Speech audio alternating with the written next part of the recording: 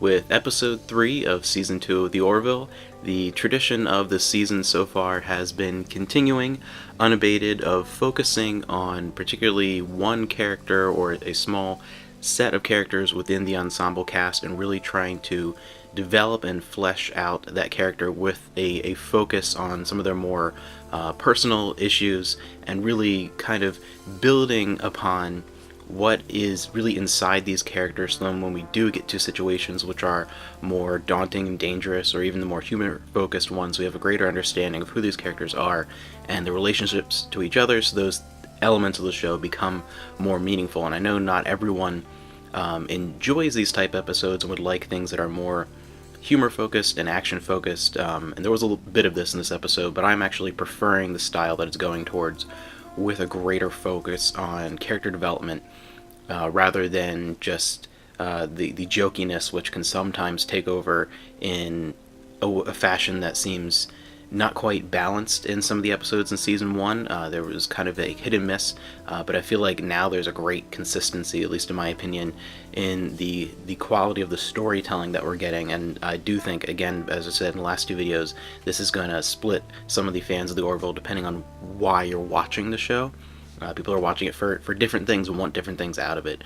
But this was a bit of a bittersweet episode. It was enjoyable, I really liked it, but also it is the departure of Alara Kitan, who is, I believe, I would venture to say, probably the overall most popular character in the show. Just from what I've heard and people that I've spoken to, she seems to be consistently with most people in at least their personal top 3, and the other slots kind of change around so much depending on who you like. So I feel like she is overall more than likely the most popular character.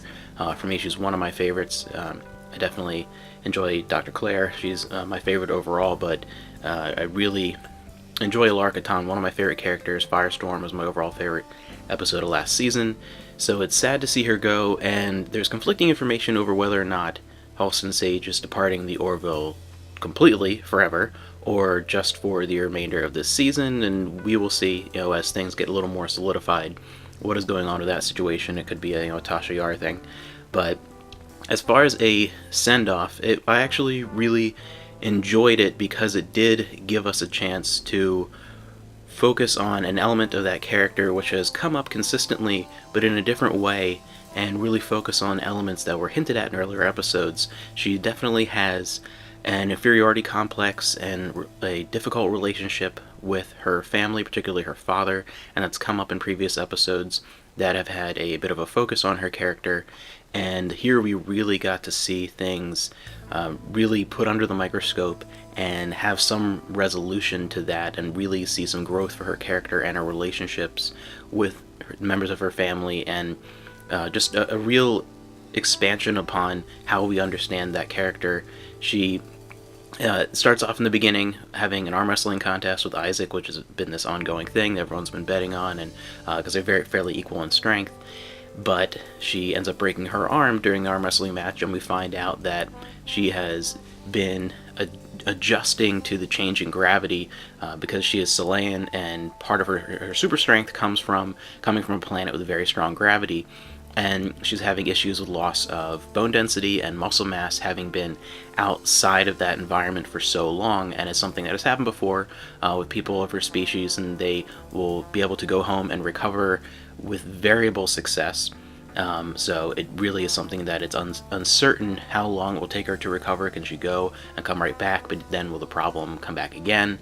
And eventually they start coming up with a bit of a solution to be able to keep her on board then. That's revealed towards the end of the episode. But in the meantime, she is forced to leave her position temporarily at the start and return to her home to recover from this growing condition, which peels away the physical strength that she has, that she kind of hides all her weaknesses behind, and her lack of confidence in herself. And we really explore where that came from throughout her childhood and her relationship with her father that has been pieced together in little bits in previous episodes through conversations of how they don't approve of her career choice, and how she's a bit slow, and on her planet it's more having certain abilities, particularly mental abilities, really having an aptitude for the sciences and more intellectual pursuits, is praised, while having more physical strength and being someone who's a little more inclined to that type of work that Alara has done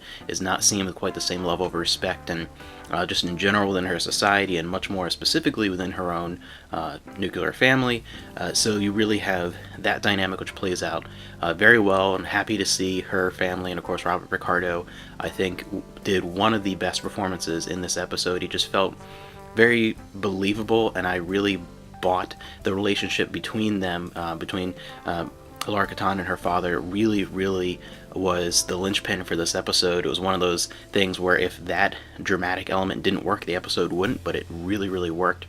And you really feel the tension, and their relationship reach a point of breaking down what little there really was, even though he had really never quite known her the way that she was, only was pushing for the daughter he wished that she would be. And you see that relationship reach its breaking point, and by the end of the episode, start to heal, start to get a little bit of a resolution.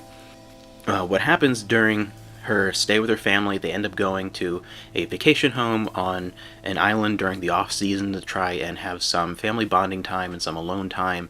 And her father at this point is in particular trying to make Alara reevaluate her life and maybe stay here and go back to school and that type of thing. And really, he almost sees the Orville and her career in security as being just a phase of her life that he thinks she's beyond at this point. But we get a little bit more into that, and we see her sister, and get a little bit of a peek into their relationship, and how her sister is actually very proud of her, and you see some growth in that relationship.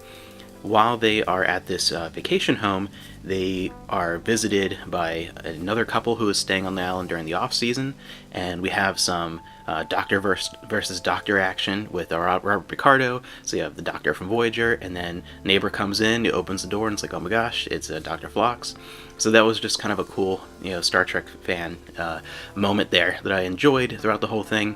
And it turns out that Alara's father had written a paper that had destroyed the career of the son of these neighbors who were visiting, and it was something where it was not this intentional attack. It was they tried to put in a little bit of the anti-vaxxer movement, the anti-vaccination culture that's been growing in certain areas of the world, particularly in the United States, through things like Facebook groups and things. They've just something that's cropped up and is causing health concerns in certain areas. And that particular aspect wasn't really put into detail, and it was kind of a little bit clumsy, because it really didn't tackle that as a main point of the story. It really could have been anything that their son was writing about, and that Robert Picardo's character was writing against. It could have been anything, so there wasn't really a point that I felt like was focused upon, but I understood the nod they were giving to that issue. And their son ended up being demoralized and eventually committing suicide, and they were, of course, as parents, just completely emotionally obliterated by this issue, and that turned into rage towards Alara's father, and really focusing the blame of what happened specifically on him. So they take them prisoner, threaten to kill them, and want him to record a redaction of his work. And you have this entire hostage situation that is going on when Captain Mercer arrived, because on the Orville, in the meantime, they have been attempting to find a solution to Alara's issue, and a way to keep her on board and not have her possibly lose that position, because you don't know at this point, is it going to take her weeks, months, or years to recover, and then it could be an ongoing issue.